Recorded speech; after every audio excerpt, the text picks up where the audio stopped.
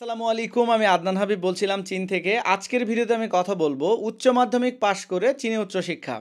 যে সকল শিক্ষার্থী এই মুহূর্তে উচ্চ মাধ্যমিক পাশ করেছেন অথবা বিগত বছরগুলোতে উচ্চ মাধ্যমিক পাশ করেছেন, আপনাদের জন্য চায়নাতে কেমন স্কলারশিপ সুযোগ সুবিধা আছে, কেমন ইউনিভার্সিটিগুলোতে আপনারা অ্যাডমিশন পাবেন, যে বিশ্ববিদ্যালয়গুলোতে অ্যাডমিশন পাবেন সেগুলোর র্যাঙ্কিং কেমন, এখানে কোন ইনটেকে অ্যাপ্লিকেশন করতে পারবেন, অ্যাপ্লিকেশন করতে কী কী কাগজপত্র লাগবে, কেমন বাজেট লাগবে চীনে পড়াশোনা করার জন্য, চীন থেকে পড়ালেখা শেষ করার পরে আলটিমেটলি আপনার ফিউচারটা কী হবে, পাশাপাশি চীনে উচ্চশিক্ষা আসাটা আপনার জন্য সুবিধাগুলো কি অসুবিধাগুলো কি, এই বিষয়টা নিয়ে আমি আজকে খোলামেলা আলোচনা করব।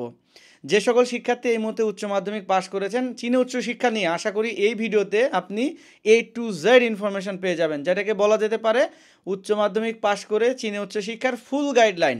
আশা করি পুরো ভিডিওটি মনোযোগ সহকারে দেখবেন। যারা এই মুহূর্তে আমার চ্যানেলে নতুন, কাইন্ডলি চ্যানেলটা সাবস্ক্রাইব করে দিতে পারেন, আর যারা অলরেডি সাবস্ক্রাইব করে দিয়েছেন আপনাদেরকে thank you very much. Bangladesh থেকে কিন্তু প্রতি বছর শত শত কিংবা হাজার হাজার শিক্ষার্থী বিদেশে উচ্চশিক্ষার জন্য কিন্তু চেষ্টা করছে। কেউ আমেরিকাতে যাচ্ছে, কেউ অস্ট্রেলিয়াতে যাচ্ছে, কেউ কানাডাতে যাচ্ছে, কেউ জাপান কোরিয়াতে যাচ্ছে, কেউ আবার চীনে পড়াশোনা করার জন্য আসছে। এখন সামনে যখন অনেকগুলো দেশ থাকে, একজন উচ্চ মাধ্যমিক পাশ করা শিক্ষার্থী কিন্তু কনফিউশনে থাকে এতগুলো দেশের মধ্যে আমি কোন দেশে যাব, বা চীনে যাব নাকি কোরিয়া যাব নাকি ইউরোপ অস্ট্রেলিয়া যাব। এখন ব্যাপারটা হচ্ছে এই সিদ্ধান্তটা নিতে হবে আপনার বাজেট, আপনার ফিউচার পরিকল্পনা, এবং আপনি যে দেশে যাবেন সেই দেশের কেমন মানের এডুকেশন পাচ্ছেন, কেমন মানের ইউনিভার্সিটি পাচ্ছেন, এই সমস্ত বিষয়গুলোকে কনসিডার করে কিন্তু আপনাকে দেশ নির্বাচন করতে হবে। আমি এই জায়গাতে শুরুতে বলবো, দেখেন চীনে কারা আসে, যাদের মূলত বাজেট কম, ব্যাঙ্ক স্টেটমেন্ট দেখানোর মতো ওরকম 20-30 লক্ষ টাকা যাদের নাই, মোটামুটি 6 লাখ টাকা থেকে 10 লাখ টাকার মতো যাদের বাজেট আছে বিদেশ উচ্চশিক্ষার জন্য, এবং ব্যাঙ্ক স্টেটমেন্ট দেখানোর জন্য হয়তো 3-4 লাখ টাকা আছে, এই টাইপের স্টুডেন্টগুলো মূলত চীনে পড়ালেখা করার জন্য আসে।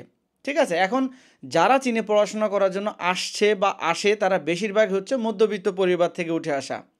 ঠিক আছে, এখন মধ্যবিত্ত পরিবারের ছেলেমেয়েরা সবসময় বিদেশে উচ্চশিক্ষার জন্য খোঁজে এমন একটা জায়গা যেখানে প্রচুর স্কলারশিপ থাকবে, ইউনিভার্সিটির র্যাঙ্কিং থাকবে ভালো, স্কলারশিপগুলো মোটামুটি কনভিনিয়েন্ট হবে, এইটা খুঁজে আর কি। তো তাদের জন্যই কিন্তু চীনটা মূলত বেশি ফোকাস।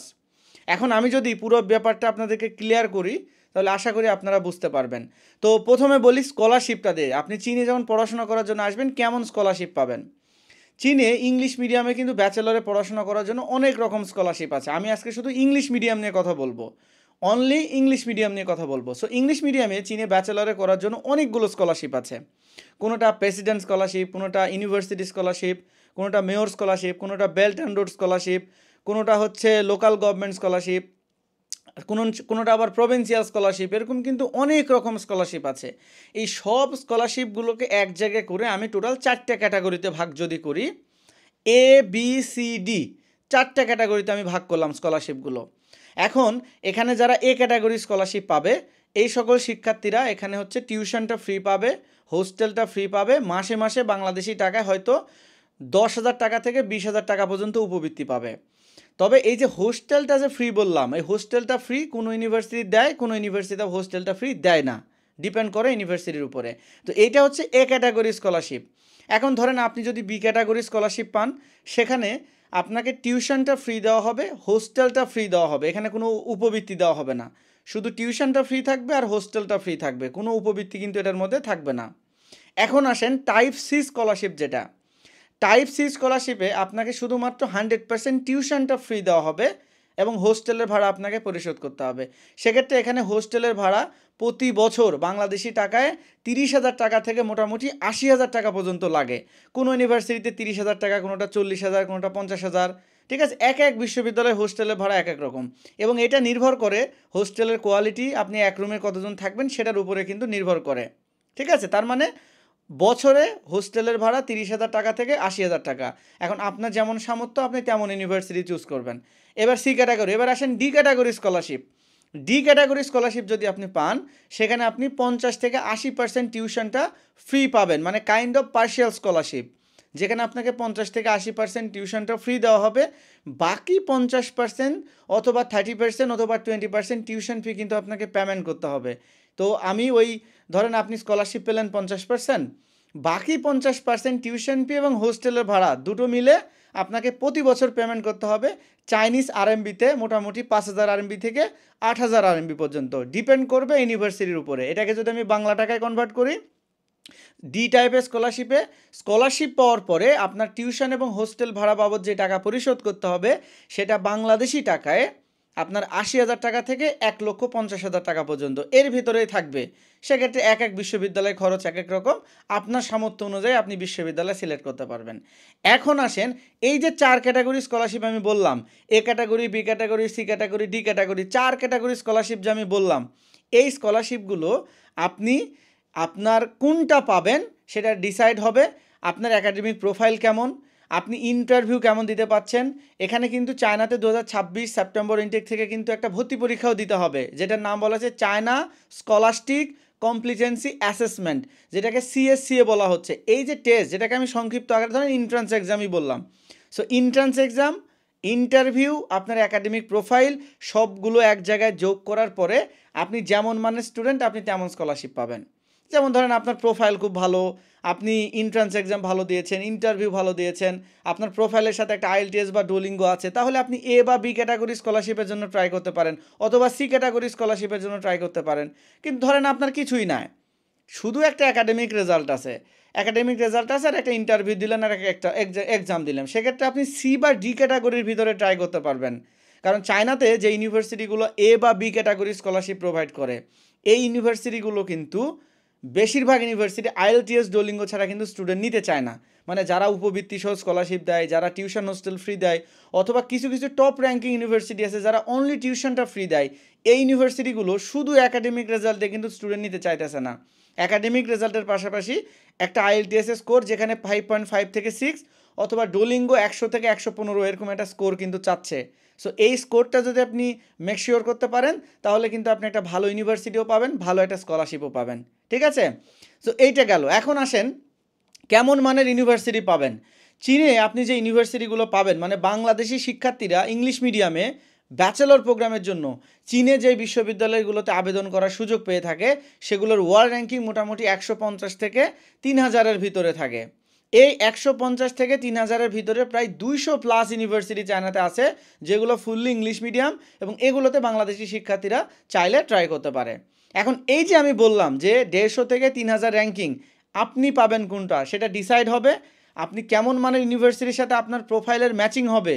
ধরেন একটা ইউনিভার্সিটির র্যাঙ্কিং 200, আপনার রেজাল্ট উচ্চ মাধ্যমিকের রেজাল্ট 3.5, এটা ধরে আপনি 200 র্যাঙ্কিংয়ের ভার্সিটি পাবেন না। মানে আপনার একাডেমিক প্রোফাইল যেমন, আপনি তেমন র্যাঙ্কিংয়ে তেমন মানের ইউনিভার্সিটি পাবেন। ঠিক আছে, এখন এই আপনার প্রোফাইলের সাথে ম্যাচ করবে এরকম ইউনিভার্সিটি আপনাকে সিলেক্ট করতে হবে। সেক্ষেত্রে 150 ওয়ার্ল্ড র্যাঙ্কিং থেকে 3,000 ওয়ার্ল্ড র্যাঙ্কিং পর্যন্ত ইউনিভার্সিটি পাবেন, সবগুলোই পাবলিক বিশ্ববিদ্যালয়। এখন আপনার প্রোফাইল যেমন তেমন ইউনিভার্সিটি আপনাকে চুজ করতে হবে, তেমন ইউনিভার্সিটিতে আপনাকে পড়াশোনা করতে হবে। ঠিক আছে, সো এইটা গেল ভার্সিটি। এবং চায়নাতে যে ইউনিভার্সিটিগুলো আছে বেশিরভাগ শিক্ষার্থী মোটামুটি 1500 র্যাঙ্কিংয়ের ভিতরে ইউনিভার্সিটিগুলোতে পড়াশোনা করতে আসে, এবং সেগুলো সব পাবলিক ইউনিভার্সিটি। আর একটা ইউনিভার্সিটির র্যাঙ্কিং যদি 200 হয়, 300 হয়, বা 500, 1000 হয়, আপনি বুঝতে পারছেন সেই ইউনিভার্সিটির কোয়ালিটি কতটা টপ নচ। ইউনিভার্সিটির কোয়ালিটি, পড়ালেখা কোনো কম্প্রোমাইজ নাই, ইউনিভার্সিটি থেকে বেস্ট ফ্যাসিলিটিসটাই পাবেন। আপনাকে শুধু এখানে এসে পড়াশোনাটা ঠিকমতো করতে হবে। যদি নিয়মিত পড়াশোনা করেন, ভালো একটা ফিডব্যাক যদি দিতে পারেন, এন্ড অফ দ্য ডে আপনি একটা ভালো সিজিপিএ পাবেন, ভালো স্কিল ডেভেলপ করতে পারবেন, ভবিষ্যতে ক্যারিয়ারও করতে পারবেন। ঠিক আছে, এটা গেল বিশ্ববিদ্যালয় নিয়ে গেল। এখন আসেন চায়নাতে কখন অ্যাপ্লাই করা যায়, কোন দুইটা ইনটেক পাওয়া যায়। চায়নাতে মূলত ইনটেক হচ্ছে দুইটা, একটা হচ্ছে মার্চ ইনটেক, একটা হলো সেপ্টেম্বর ইনটেক। যারা মার্চ ইনটেকের জন্য অ্যাপ্লিকেশন করবেন তাদের অ্যাপ্লাই করতে হবে সেপ্টেম্বরের 1 তারিখ থেকে ডিসেম্বর মাসের 30 তারিখ, এই সময়ের মধ্যে অ্যাপ্লাই করতে হবে যারা মার্চ ইনটেকে অ্যাপ্লাই করবেন। এখন আসেন যারা সেপ্টেম্বর ইনটেকে অ্যাপ্লাই করবেন, যারা সেপ্টেম্বর ইনটেকে অ্যাপ্লাই করতে যাচ্ছেন তারা অ্যাপ্লাই করবেন নভেম্বর মাসের 1 তারিখ থেকে জুন মাসের 30 তারিখ, এই সময়টুকুর ভিতরে অ্যাপ্লাই করবেন। মানে নভেম্বরের 1 তারিখ থেকে জুন মাসের 30 তারিখ পর্যন্ত, এটা হচ্ছে অ্যাপ্লিকেশন করার পারফেক্ট টাইম। এখন আপনি হয়তো দেখতেছেন যে সেপ্টেম্বর ইনটেকের অ্যাপ্লিকেশন নভেম্বরের 1 তারিখে শুরু হবে, শেষ হয়ে যাবে জুন মাসের 30 তারিখ। তার মানে তো আমি যদি লেট করে অ্যাপ্লাই করি প্রবলেম নাই, তো হাতে অনেক সময় আছে। আমি তাদের জন্য বলবো, দেখেন চায়নাতে প্রত্যেকটা ইউনিভার্সিটি তারা কোয়ালিফাইড স্টুডেন্ট চায় সবসময়, এবং এই কোয়ালিফাইড স্টুডেন্ট ধরেন স্টার্টিংয়ে যদি তারা পেয়ে যায় তাহলে কিন্তু অ্যাপ্লিকেশনের ডেডলাইন যদি থাকেও তাও কিন্তু তারা স্টুডেন্ট নেবে না। ধরেন আপনি একটা ভার্সিটির 2টা রাউন্ডের স্টুডেন্ট নিতেছে, হয়তো নভেম্বর থেকে ফেব্রুয়ারি পর্যন্ত একটা রাউন্ড, মার্চ থেকে হয়তো জুন পর্যন্ত একটা রাউন্ড। আপনি যদি ফার্স্ট রাউন্ডটা ধরতে পারেন তাহলে আপনি মানে ধরে নিতে পারেন আপনার অ্যাকসেপ্টেন্স রেশিও মোর দেন 90%। আর যখন আপনি লাস্টের দিকে অ্যাপ্লাই করবেন তখন কিন্তু সিট কম থাকে, তখন প্রোফাইল যত ভালোই হোক না কেন রিজেকশনের পরিমাণ কিন্তু তখন বেড়ে যায়। এর জন্য আমি বলবো যে যেহেতু অ্যাপ্লিকেশনের টাইমটা আপনি জেনে ফেললেন, আপনার যদি কাগজপত্র রেডি থাকে আপনি একটা দিনও দেরি করবেন না। আপনি যদি একদিন আগে অ্যাপ্লিকেশন করতে পারেন আপনি ধরে নেবেন যে আপনি একদিন আগে এগিয়ে গেলেন, আপনার অ্যাকসেপ্টেন্স রেশিও একটু হলেও পরের দিনের যে অ্যাপ্লাই করবে তার থেকে একটু হলেও কিন্তু বেটার থাকবে আপনার অ্যাকসেপ্টেন্স রেশিও। সো আগে অ্যাপ্লিকেশন করার চেষ্টা করতে হবে। এটা গেল অ্যাপ্লিকেশন টাইমিং গেল। এখন আসেন অ্যাপ্লাই করতে কী কী কাগজপত্র লাগবে। চায়নাতে অ্যাজ ইউজুয়াল অ্যাপ্লিকেশন করতে যে কাগজপত্রগুলো লাগে তার মধ্যে যেমন একটা পাসপোর্টের স্ক্যান কপি লাগবে, আপনার একটা ছবি লাগবে, তারপরে আপনার একাডেমিক সার্টিফিকেট মানে এসএসসি এইচএসসির সার্টিফিকেট মার্কশিট লাগবে, তারপরে একটা পুলিশ ক্লিয়ারেন্স লাগবে, একটা ব্যাঙ্ক স্টেটমেন্ট লাগবে। এখন ব্যাঙ্ক স্টেটমেন্টে বলতে পারেন কয় টাকার ব্যাঙ্ক স্টেটমেন্ট দেখাবো। চায়নাতে অ্যাপ্লিকেশন করার সময় কিছু ইউনিভার্সিটি 3 লাখ টাকার ব্যাঙ্ক স্টেটমেন্ট চায়, কিছু ইউনিভার্সিটি 6 লাখ টাকার ব্যাঙ্ক স্টেটমেন্ট চায়। তার মানে আপনি 3 থেকে 6 লাখ টাকার ব্যাঙ্ক স্টেটমেন্ট দেখাবেন, 3 লাখ টাকা থেকে 6 লাখ টাকার ব্যাঙ্ক স্টেটমেন্ট দেখাবেন। এখন আপনি 3 থেকে 6 লাখ টাকার ব্যাঙ্ক স্টেটমেন্ট দেখাবেন, আপনি হয়তো মনে করতে পারেন ভাই আমি অ্যাকাউন্ট তো নাই, বা আমার হচ্ছে অ্যাকাউন্ট অনেক পুরাতন না। আপনার নতুন অ্যাকাউন্ট হোক পুরাতন অ্যাকাউন্ট হোক ডাজেন্ট ম্যাটার, অ্যাকাউন্টে টাকা থাক বা না থাক প্রবলেম নাই। ধরেন অ্যাকাউন্টে টাকা আছে, ব্যাঙ্ক থেকে স্টেটমেন্ট তুলে নিয়ে জমা দিলেন, ধরলেন অ্যাকাউন্টে টাকা নাই, তাহলে কি করবেন? কারো কাছ থেকে টাকা নিয়ে আসলেন, নিয়ে এসে অ্যাকাউন্টে রাখলেন, ব্যাঙ্ক থেকে স্টেটমেন্ট প্রিন্ট আউট করলেন, পরের দিনে অ্যাকাউন্ট থেকে টাকা তুলে নেবেন, কোনো সমস্যা নাই। টাকা আপনাকে অ্যাকাউন্টে ফেলে রাখতে হবে না, শুধু স্টেটমেন্টটা তুলবেন আবার অ্যাকাউন্ট থেকে টাকা তুলে নেবেন। ওকে, আশা করি ক্লিয়ার বুঝতে পারছেন। পুলিশ ক্লিয়ারেন্স যেটা বলছিলাম, পুলিশ ক্লিয়ারেন্সের মেয়াদ থাকে 6 মাস। মানে আপনি যখন পুলিশ ক্লিয়ারেন্সটা নেবেন আপনাকে অ্যাপ্লিকেশন করার সময় দেখতে হবে ওই পুলিশ ক্লিয়ারেন্সের মেয়াদটা 6 মাস আছে কি না। সেক্ষেত্রে মেয়াদ বোঝার উপায় হলো পুলিশ ক্লিয়ারেন্সে কিন্তু এটা যেদিন আপনি পুলিশ ক্লিয়ারেন্সটা নিয়েছেন হচ্ছে পুলিশ সুপারের কার্যালয় থেকে বা যেখান থেকে নিয়েছেন, আপনি অনেক সময় সিটিএসবি অফিস থেকেও দেয়, তো যেখান থেকে আপনি নিয়েছেন সেখানে কিন্তু একটা ডেট দেওয়া থাকে, ওই ডেট থেকে পরবর্তী 6 মাস পর্যন্ত আপনি কাউন্ট করবেন, তাহলে ওকে। এটা গেল। এখন আসেন একটা সেলফ ইন্ট্রোডাকশনের ভিডিও আপনাকে ইনক্লুড করে দিতে হবে ফাইলের সাথে, মানে যে ডকুমেন্টস লাগবে তার মধ্যে একটা সেলফ ইন্ট্রোডাকশনের ভিডিও দিতে হবে। তারপরে আসেন হচ্ছে রিকমেন্ডেশন লেটার, মানে আপনি যে কলেজ থেকে পাস করেছেন সেই কলেজের শিক্ষকের কাছ থেকে ইংলিশ মিডিয়ামে একটা রিকমেন্ডেশন লেটার নিয়ে নেবেন। এবার আসেন ইংলিশ সার্টিফিকেট। এখন আপনি চীনে অ্যাপ্লিকেশন করবেন, আপনি ধরেন আপনার কোনো আইএলটিএস নাই, ডোলিঙ্গো নাই, তাহলে আপনি একটা স্পোকেন ইংলিশ সার্টিফিকেটের পরীক্ষা দিয়ে দিবেন। সেক্ষেত্রে আমি বলবো যে ফ্রিতে একটা স্পোকেন ইংলিশের সার্টিফিকেট পাওয়া যায়, আপনি কোনো কোর্সই করেন নাই। আপনি গুগলে প্রথমে ঢুকবেন, ক্রোম ব্রাউজারে ঢুকবেন, ফার্স্টে ঢোকার পরে EF set English test, EF set English test এইটা গুগলে সার্চ দেবেন, দিলে এদের ওয়েবসাইট পাবেন। এই ওয়েবসাইটে গিয়ে 50 বা 90 মিনিটের একটা টেস্ট দিবেন, ওইখানে আপনি ফ্রি স্পোকেন ইংলিশের একটা সার্টিফিকেট পেয়ে যাবেন। ওই সার্টিফিকেট দিয়ে আপনি অ্যাপ্লাই করতে পারবেন, কোনো সমস্যা নাই। যাদের কোনো স্পোকেন ইংলিশেরও না কোনো ইংলিশ সার্টিফিকেট নাই তাদের জন্য এই ফ্রি সার্টিফিকেটের আমি কথা বলে দিলাম, এখান থেকে আপনি ফ্রিতে সার্টিফিকেট নিতে পারবেন, কোনো সমস্যা নাই। আর যাদের আইএলটিএস ডোলিঙ্গো আছে তাদের তো আর এগুলো ফ্রি দরকার নাই, তারা আপনারা আইএলটিএস ডোলিঙ্গোর সার্টিফিকেটটা ল্যাঙ্গুয়েজ প্রফিসিয়েন্সি জায়গায় আপলোড করে দিবেন। আশা করি ডকুমেন্টসটা আপনার ক্লিয়ার হয়ে গেছে, ডকুমেন্টস বুঝতে পারছেন। এখন আসেন চীনে পড়ালেখা করার পরে আসলে ফিউচারটা কি, এখানে পড়ালেখা শেষ করার পরে কি করবেন। চায়নাতে মূলত যারা পড়াশোনা করতে আসে তারা 2 ধরনের শিক্ষার্থী আমরা পাই। 1 নম্বর হচ্ছে কিছু শিক্ষার্থী আসে চীনে লেখাপড়া শেষ করার পরে এখানকার ভাষাটাকে ভালো করে আয়ত্ত করার পরে এখানে ব্যবসা বাণিজ্য করে, এরকম হচ্ছে এক শ্রেণীর শিক্ষার্থী পাই আমরা। আর এক শ্রেণীর শিক্ষার্থী পাই আমরা যে চীনটাকে একটা সিঁড়ি হিসেবে ব্যবহার করে। ধরেন একটা শিক্ষার্থী হয়তো অস্ট্রেলিয়াতে যাওয়ার পরিকল্পনা করেছে বা আমেরিকাতে যাওয়ার পরিকল্পনা করেছে, কিন্তু সে দেখতেছে যে মাস্টার্সে ওই দেশগুলোতে প্রচুর স্কলারশিপ পাওয়া যায়, কিন্তু ব্যাচেলর প্রোগ্রামে ওই দেশগুলোতে স্কলারশিপের পরিমাণ খুবই কম। আবার যে টাকা টিউশন ফি দিতে হয়, যত টাকা ব্যাঙ্ক স্টেটমেন্ট দেখাতে হয়, সেইটা আমার পরিবার দেওয়ার মতো সামর্থ্য রাখে না। ওই সংখ্যক শিক্ষার্থীগুলো করে কি, প্রথমে চায়নাতে আসে, এসে এখানে ব্যাচেলর প্রোগ্রামটা খুব স্কলারশিপ নিয়ে ব্যাচেলর প্রোগ্রামটা ভালোভাবে শেষ করার পরে তারা চীন থেকেই ভিসা প্রসেসিং করে মাস্টার্স করার জন্য একটা ভালো স্কলারশিপ নিয়ে কেউ অস্ট্রেলিয়াতে চলে যায়, কেউ কানাডাতে চলে যায়, কেউ আমেরিকাতে চলে যায়। এই টাইপের শিক্ষার্থীগুলোকে পায়, মানে তারা চীনটাকে একটা সিঁড়ি হিসেবে ব্যবহার করে, খালি ব্যাচেলর প্রোগ্রামের করার জন্য চায়নাতে আসে। তো 2 ক্যাটাগরি স্কলারশিপ শিক্ষার্থী এখানে আসে। এখন আপনার পরিকল্পনা কি, ডেফিনেটলি আপনি জানেন। আপনার যদি পরিকল্পনা হয় এরকম যে ভবিষ্যতে আমি ব্যবসা বাণিজ্য করতে চাই, ব্যবসা বাণিজ্যের সাথে যুক্ত হতে চাই, তাহলে চীনে আসেন। এখানে লেখাপড়া শেষ করেন, লোকাল ভাষাটা ভালো করে শিখে ফেলেন, এখানে চাইনিজ ভাষাটাকে যদি ভালো করে শিখতে পারেন, আর চীন যেহেতু ব্যবসা বাণিজ্যের জন্য পুরো বিশ্বের স্বর্গরাজ্য বলবো, যে ব্যবসা বাণিজ্যের জন্য চীনের চেয়ে ভালো দেশ আর কোনো জায়গায় হতে পারে না, কারণ পুরো বিশ্ব চীনের সাথে ব্যবসা বাণিজ্য করে। আপনি যদি এখানে ব্যবসা বাণিজ্য করার পরিকল্পনা থাকে আপনার, তাহলে চীনে আসেন, লেখাপড়া করেন, লেখাপড়ার পাশাপাশি আপনি চাইনিজ ভাষাটাকে খুব ভালোভাবে রপ্ত করে ফেলেন। চাইনিজ ভাষাটাকে যদি ভালোভাবে আপনি রপ্ত করে ফেলতে পারেন, পড়ালেখা শেষ করার পর এখানে ব্যবসা বাণিজ্য করার জন্য আপনার হডেল অপরচুনিটি আছে। পাশাপাশি ইদানিং কিন্তু চীনের জব ভিসাও দিচ্ছে। আপনি ধরেন চীন থেকে গ্র্যাজুয়েশন শেষ করেছেন, আপনার একাডেমিক স্কিল ভালো আছে, কোনো একটা স্পেশাল স্কিল আছে, আপনি চাইনিজ ল্যাঙ্গুয়েজে খুবই পারদর্শী, পাশাপাশি ইংরেজি ভাষাটাকে আপনি খুব ভালো করে পারেন, বলতে পারেন, সেক্ষেত্রে কিন্তু চীনে আপনি জব ভিসাতেও ট্রাই করতে পারবেন গ্র্যাজুয়েশন শেষ হওয়ার পরে। বাংলাদেশে আমার পরিচিত ভাই বাদার অনেকেই শ্যানজেনে কিন্তু জব করতেছে, যারা আমার বন্ধুবান্ধব আমার সাথে যারা 21 সালের দিকে ব্যাচেলর শেষ করেছে, আমার ফ্রেন্ডরা অনেকেই কিন্তু শ্যানজেনে জব করতেছে। সো আপনি চাইলে কিন্তু ব্যাচেলর শেষ করে এখানে জবও করতে পারবেন। এখন আপনার যদি পরিকল্পনা ইউরোপে যাওয়া হয়, তাহলে চায়নাতে আসবেন, ভালো করে পড়াশোনা করবেন, ভালো একটা সিজিপিএ রাখবেন, এখান থেকে ইংরেজিটাকে চর্চা করবেন, যখন ফাইনালে উঠে যাবেন তখন আইএলটিএসটা দিয়ে এখান থেকে প্রসেস করে একটা ফুল ফান্ডেড স্কলারশিপ নিয়ে তখন আপনি ইউরোপ, অস্ট্রেলিয়া, কানাডাতে মুভ করবেন। এবং যেহেতু চায়না থেকে আপনি মুভ করবেন, এখান থেকে ভিসা রেশিও আপনি ভালো পাবেন। দেন বাংলাদেশ থেকে ভিসার অবস্থা তো দেখছেন, অ্যাটলিস্ট বাংলাদেশের থেকে ভিসা রেশিওটা আপনি একটু হলেও ভালো পাবেন যদি চায়না থেকে আপনি ভিসা অ্যাপ্লাই করার সুযোগ পান। এখানে সব দেশের অ্যাম্বাসি আছে, আপনি যদি এখান থেকে অ্যাম্বাসি ফেস করতে চান সেটাও করতে পারবেন, ঠিক আছে? সো এইখানে পড়ালেখা শেষ করার পর ফিউচারটা হচ্ছে এরকম। এখন কথা হচ্ছে, দেখেন আমি পড়ালেখা আপনি কেমন, আপনি কি করবেন না করবেন, আপনার ফিউচারের দায়িত্ব আমি নিতে পারি না। ঢাকা ইউনিভার্সিটিতে কিন্তু প্রতি বছর টপ মেধাবী স্টুডেন্টরাই ভর্তি হয়, কয়জন ছেলেপেলে সাকসেসফুল হইতে পারে? তো চায়নাতে আসলেই যে আপনি সাকসেসফুল হয়ে যাবেন আমি কিন্তু এটাও বলতেছি না। চায়নাতে আসলে সাকসেসফুল হবেন কি হবেন না একান্তই আপনার উপরে নির্ভর করবে। আপনি যদি এখানে পড়াশোনা করেন, একটা ভালো ডিসিপ্লিন লাইফ লিড করেন, আপনার যদি ক্যারিয়ারের কোনো ভালো প্ল্যানিং থাকে, ডেফিনেটলি আপনি ভালো কিছু করতে পারবেন। কিন্তু আপনি চীনে আসলেন, লেখাপড়া করলেন না, ঘুরে বেড়ালেন, ক্লাবে গেলেন, এই করলেন সেই করলেন, তো সেক্ষেত্রে আপনার ক্যারিয়ারটা ওরকমই হবে। সো এটা ক্যারিয়ারটা আপনাকে আপনার মতো করে ক্যারিয়ারটা তৈরি করে নিতে হবে, ব্যাপারটা হচ্ছে এরকম, ঠিক আছে? এখন এখানকার পড়ালেখার কিছু সুবিধা কিছু অসুবিধা নিয়ে কথা বলি। সেটা হলো, দেখেন চায়নাতে পড়ালেখা করতে আসার সুবিধার পরিমাণই বেশি। অসুবিধা যদি আমি একটা বলি, সেটা হলো প্রথমত স্কলারশিপের কন্ডিশন।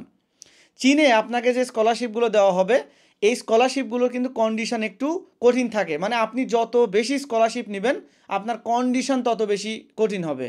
ধরেন আপনি একটা স্কলারশিপে আসলেন, এরকম ব্যাচেলর প্রোগ্রামের ক্ষেত্রে যেহেতু বলতেছি, ধরেন আপনি চায়নাতে এমন একটা স্কলারশিপে আসলেন যেখানে আপনাকে টিউশনটা ফ্রি, হোস্টেলটা ফ্রি, মাসে মাসে উপবৃত্তি দেওয়া হলো।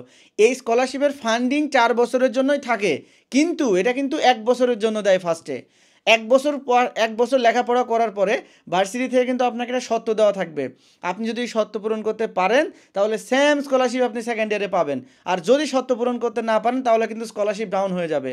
এরকম বি ক্যাটাগরি স্কলারশিপও কিন্তু সেম, আপনি যদি কন্ডিশন পূরণ করতে পারেন স্কলারশিপ থাকবে, আর কন্ডিশন যদি পূরণ করতে না পারেন তাহলে স্কলারশিপ কিন্তু ডাউন হয়ে যাবে। এইটা কিন্তু মাথায় রাখতে হবে। এইটা কিন্তু আমি এটা চীনের নেগেটিভ দোষ বলবো না, এটা প্রত্যেকটা দেশেই তাই, আপনি লেখাপড়া না করলে কেউ আপনাকে স্কলারশিপ দেবে না, ব্যাপারটা হচ্ছে এরকম। তো এটাকে আমি নেগেটিভ সাইডে ধরলাম যে চায়নাতে যে স্কলারশিপগুলো দেওয়া হয় সেটার কন্ডিশন থাকে, আপনি যদি নিয়মিত পড়াশোনা করেন, এক্সট্রা অর্ডিনারি স্টাডি করেন, কন্ডিশন ধরে রাখতে পারবেন, আর যদি লেখাপড়া ভালো মতো না করেন তাহলে স্কলারশিপ ডাউন হয়ে যাবে, ঠিক আছে? এইটা মাথায় রাখতে হবে আপনাকে। পরের ব্যাপার হচ্ছে যে ভাষাগত জটিলতা। আপনি চীনে যখন পড়ালেখা করতে আসবেন, এখানে কিন্তু ম্যাক্সিমাম প্রফেসর পাবেন যারা হয়তো অত বেশি ইংরেজিতে ফ্লুয়েন্ট না। যেই প্রফেসররা অন্যান্য দেশ থেকে গ্র্যাজুয়েশন শেষ করেছে, পিএইচডি পোস্ট ডক কমপ্লিট করে এসে চীনের ইউনিভার্সিটিগুলোতে শিক্ষকতা করতেছে, তাদের ইংরেজি খুবই ভালো, তাদের ইংরেজি নিয়ে কোনো ডাউট নাই। বাট যারা একদম লোকাল প্রফেসর যারা থাকে, যারা ক্লাস নেয়, এদের ইংরেজিটা একটু ব্যতিক্রম। মানে আমরা অ্যাজ ইউজুয়াল বাঙালি, আমরা একটা অ্যাকসেন্টে ইংরেজিতে কথা বলি, আমেরিকানরা একটা অ্যাকসেন্টে ইংরেজিতে কথা বলে, ব্রিটিশরা একটা অ্যাকসেন্টে কথা বলে, এরকম চাইনিজ যারা লোকাল, যারা চায়না থেকে ইংরেজি শিখেছে, ইউনিভার্সিটিতে প্রফেসর স্টুডেন্টদের ক্লাস নিতেছে, এরকম অনেকের ইংরেজির অবস্থা কিন্তু একটু ডিফারেন্ট প্রনাউন্সিয়েশন হওয়ার কারণে ক্লাসে অনেক সময় একটু বুঝতে অসুবিধা হয়। তবে বাংলাদেশ থেকে যে সকল শিক্ষার্থী চীনে পড়ালেখা করতে আসে, অধিকাংশেরই যেহেতু ইংরেজির অবস্থা খারাপ, হয়তো ইংরেজির কোনো কোর্স না করেই চায়নাতে চলে আসে, তাদের টিচারের কথা বুঝতে একটু অসুবিধা হয়। বাট যারা ইংরেজি শিখে ভালো ইংরেজি দক্ষতা নিয়ে চায়নাতে আসে, তারা ওই চাইনিজদের ওই অ্যাকসেন্টটাও তাদের বুঝতে কোনো অসুবিধা হয় না, তারা মোটামুটি ক্যাচ আপ করে ফেলতে পারে। এইটা একটা নেগেটিভ সাইড গেল। 3 নম্বর নেগেটিভ সাইড হলো এখানে আপনি যেহেতু এখানে ইংলিশ মিডিয়ামে পড়ালেখা করতে আসছেন, বাট ইউনিভার্সিটির বাইরে এখানে ইংরেজির কোনো বালাই নাই। মানে আপনার বিশ্ববিদ্যালয়ে আপনি ক্লাস, পরীক্ষা এবং আপনার বিদেশি বন্ধু-বান্ধবের সাথে আপনি ইংরেজিতে কনভারসেশন করতেছেন। বাট আপনি যখন বাইরে যাবেন, চাইনিজের সাথে মিশবেন, এখানে কেউ ইংরেজি পারে না। ইদানিং এখনকার যারা ইয়াং জেনারেশনের যে চাইনিজরা আছে, তারা ইদানিং টুকটাক ইংরেজি পারে। বাট আপনি যেহেতু বাজার করতে যাবেন, একটা ট্যাক্সিতে ট্যাক্সিওয়ালার সাথে কথা বলবেন, বা কোনো একটা জায়গায় একটা লোকাল চাইনিজের সাথে কোনো একটা ব্যাপারে আপনি হেল্প নিতে যাবেন, আপনাকে মাস্ট বি চাইনিজ ভাষাটাকে শিখতেই হবে। এখানকার উঠা বসা চলাফেরার জন্য চাইনিজ ভাষা শিখতে হবে। এখানে ভার্সিটির বাইরে বের হইলে আপনার ভাষাগত ভেরিয়েন্ট আছে, আপনাকে ভাষাটা শিখতে হবে, আদারওয়াইজ এখানে সার্ভাইভ করাটা আপনার জন্য ডিফিকাল্ট। সো এটা একটা নেগেটিভ সাইড। আর একটা ব্যাপার হচ্ছে চাইনিজ ইউনিভার্সিটিগুলোর রুলস রেগুলেশন কিন্তু খুবই কড়াকড়ি। আপনি একটা ইউনিভার্সিটিতে পড়ালেখা করতে আসবেন, আপনাকে নির্দিষ্ট সময়ের মধ্যে হোস্টেলে ঢুকতে হবে, নির্দিষ্ট সময়ের মধ্যে হোস্টেল থেকে বেরোতে হবে, ক্যাম্পাসের নিয়মকানুন আছে সেটা মেনে চলতে হবে আপনাকে। এই জিনিসটা অনেক সময় হয় কি, যে ধরেন আপনি আমেরিকাতে পড়াশোনা করতে গেলেন, আপনি ইচ্ছা মতো চললেন ফিরলেন, যা খুশি তাই করলেন, ভার্সিটি দেখভালই করবেন না আপনি কী করতেছেন না করতেছেন। বা চায়নার ক্ষেত্রে ব্যাপারটা এরকম যে আপনি হোস্টেলে কখন ঢুকতেছেন, কখন বের হইতেছেন, আপনি ক্লাস নিয়মিত করতেছেন কি না, আপনি বাইরে কোথায় গিয়ে বাইক অ্যাক্সিডেন্ট করেছেন কি, কোথায় রুলস মেনটেন করতেছেন কি না, আপনাকে যতটুকু সম্ভব একটু তদারকির মধ্যে রাখে চাইনিজ ইউনিভার্সিটিগুলো, যে স্টুডেন্টটা বাইরে কোথাও গিয়ে কোনো অ্যাক্টিভিটিসের সাথে জড়িয়ে পড়ছে কিনা, এই জিনিসগুলো কিন্তু খুবই তদারকি করে। সো তার মানে এখানে একটা নেগেটিভ সাইড, যে আপনি চাইলে আপনি ইচ্ছা মতো ডর্মে ঢুকবেন, ইচ্ছা মতো বেরোবেন, চাইলে আপনি মানে এক সপ্তাহের জন্য ক্যাম্পাস থেকে চলে গেলেন কোনো জায়গায়। প্রত্যেকটা জিনিসের একটা সিস্টেম মেনটেন করতে হবে। রুলস রেগুলেশন চাইনিজ ইউনিভার্সিটিগুলোর একটু বেশি। আপনি যদি রুলস মেনটেন করে চলাফেরা করতে পারেন, সেক্ষেত্রে এটা নেগেটিভ সাইড নয়। বাট আপনি যদি রুলস মেনটেন না করা টাইপের স্টুডেন্ট হয়ে থাকেন, তাহলে এটা আপনার জন্য একটা নেগেটিভ সাইড। ওকে, সো আর একটা নেগেটিভ সাইড নিয়ে কথা বলবো, সেটা হলো যে দেখেন চায়নাতেও কিন্তু টুকটাক রেসিজম আছে। এটা আপনি ফিল করবেন কখন, দেখেন আপনি হয়তো চায়নাতে আসছেন না, গুটি কয়েক মানুষের সাথে আপনি মিশেছেন, আপনি যখন অনেক বেশি চাইনিজের সাথে মিশবেন, কথাবার্তা বলবেন, তখন দেখবেন এখানে যে এশিয়ার যেগুলো হচ্ছে মানে যে স্টুডেন্টগুলো চায়নাতে পড়তে আসে, যেমন ধরেন নেপালের student, Bangladeshi student, Pakistani student, এগুলো স্টুডেন্টের কিন্তু চায়নাতে যে ভ্যালু, কোনো একটা স্টুডেন্ট যদি বলে I am from Russia, I am from USA, তার ভ্যালুটা কিন্তু ডেফিনেটলি বেশি, চাইনিজটা কিন্তু ওদেরকে কদর করে বেশি। ঠিক আছে, এইটা একটা ব্যাপার আছে এখানে। ধরেন আপনি কোনো একটা জায়গায় গেলেন, হয়তো কোনো একটা পার্টি মানে ইউনিভার্সিটি, ধরেন কোনো একটা প্রোগ্রামে আপনি গেলেন, সেখানে ধরেন 3 জনকে নিবে, আপনি 5 জন নাম দিয়েছেন, ওরা যদি আমেরিকান 3 জনকে পায় তাহলে আপনাকে নিবে না, ওই আমেরিকান 3 জনকে নিবে। মানে ওদের বড় বড় দেশগুলোর প্রতি একটা আলাদা আকর্ষণ থাকে বিশ্ববিদ্যালয়ে। আমি জানি না এটা অন্যান্য ইউনিভার্সিটিগুলোর অবস্থা কী, বাট এটা বেশিরভাগ ইউনিভার্সিটির ক্ষেত্রে আমি এরকম দেখেছি যে এখানে তারা যারা আমরা একটু বাংলাদেশ, পাকিস্তান, নেপাল থেকে আসি, তাদের থেকে যারা ইউরোপ থেকে আসছে, যারা আমেরিকা থেকে আসছে, যারা রাশিয়া থেকে আসছে, যারা ইরান থেকে আসে, এই শিক্ষার্থীকে তারা একটু মূল্যায়ন বেশি করে, এটা আমার মনে হয়, এটা আমার ব্যক্তিগত মতামত আর কি। ঠিক আছে, এটা গেল তো খারাপ দিক। এখন ভালো দিকগুলো কি বলবো। ভালো দিক 1 নম্বর হচ্ছে চায়নাতে আপনি ওয়ার্ল্ড ক্লাস এডুকেশন পাবেন, একদম টপ ক্লাস এডুকেশন পাবেন চায়নাতে। পড়ালেখা নিয়ে আপনাকে কোনো আপত্তি নাই, ভার্সিটির ইনভায়রনমেন্ট নিয়ে আপনার কোনো মানে অসুবিধা হবে না। আমি ভালো দিকগুলো যদি বলি, এখানে আসলে বেশিরভাগই ভালো দিক। সো এখানে পড়ালেখা নিয়ে আপনার কোনো কমপ্লেন থাকবে না, আপনার ল্যাব ফ্যাসিলিটিস নিয়ে কোনো কমপ্লেন থাকবে না, ভার্সিটির ডরমিটরি নিয়ে আশা করি তেমন কোনো আপত্তি থাকবে না, কারণ আপনি যেমন মানের পেমেন্ট করবেন তেমন মানের ডরমিটরি দিবে আপনাকে। তো ডরমিটরি নিয়ে আপনার আশা করি আপনার আপত্তি থাকবে না। এখানে চায়নাতে যে স্টুডেন্ট লাইফ, আপনি এত সস্তায় যে এত আধুনিক স্টুডেন্ট লাইফ, এটা ওয়ার্ল্ডের আর কোনো দেশে পাবেন না। ঠিক আছে, তারপরে আপনি যে ক্যাম্পাসে পড়ালেখা করতেছেন, একটা করে ক্যাম্পাস এত সুন্দর সাজানো গোছানো, এত পরিপাটি, এত সুশৃঙ্খল, আপনি এখানে মানে ফিল করতে পারবেন যে আপনি একটা ভালো জায়গায় আছেন, ভালো জায়গায় পড়াশোনা করছেন। ঠিক আছে, এইটা একটা ব্যাপার। প্লাস হচ্ছে চীনের এডুকেশন সিস্টেমটা, আমি যেটা নিয়ে সবচেয়ে বেশি কথা বলি, চায়নার এডুকেশন সিস্টেমটা চমৎকার একটা এডুকেশন সিস্টেম। এইখানে আপনাকে রাত জেগে পড়াশোনা করতে হয় না, এখানে আপনাকে পরীক্ষার আগেও প্রেশার নিতে হয় না, আপনি শুধু একটা সিস্টেম মেনটেন করবেন, তাহলে অটোমেটিক আপনার পড়াশোনা হয়ে যাবে। এখন আপনি ধরেন রেগুলার ক্লাস করবেন, হোমওয়ার্ক জমা দিবেন, প্রেজেন্টেশন দিবেন, অ্যাসাইনমেন্ট করবেন, আপনি পরীক্ষাতে অটোমেটিক সব অ্যান্সার দিতে পারবেন, ভালো একটা সিজিপিএ আপনি অ্যাচিভ করতে পারবেন। এখানকার এডুকেশন সিস্টেমটা তাকে এমন সুন্দরভাবে সাজিয়েছে, যারা একটু রেগুলার অ্যাক্টিভিটিসগুলো ফলো করে, ক্লাস, হোমওয়ার্ক, প্রেজেন্টেশন, অ্যাসাইনমেন্ট, তারা 100% প্রশ্ন পরীক্ষা কমন পাবে। ঠিক আছে, তো এখানকার এডুকেশন সিস্টেমটাকে আমি সবচেয়ে বেশি ভালোবাসি, এই ব্যাচেলর প্রোগ্রামে এসেছিলাম চায়নাতে, দেন তারপরে এদের দীর্ঘদিন ধরে আমি এখানে আছি। মূলত আমার সবচেয়ে ভালো লাগে এদের এডুকেশন সিস্টেমটাই। সো এইটা গেল। তারপরে আসেন চাইনিজ ইউনিভার্সিটিগুলোতে হালাল খাবারের একটা ব্যবস্থা থাকে, এইটা একটা ভালো দিক। ধরেন আপনি মুসলমান, আপনি 5 ওয়াক্ত নামাজ কালাম পড়েন, তো তাদের জন্য যারা রেগুলার নামাজ কালাম পড়ে বা মুসলমান, তাদের জন্য কিন্তু হালাল খাবারের একটা নিশ্চয়তা প্রয়োজন হয়।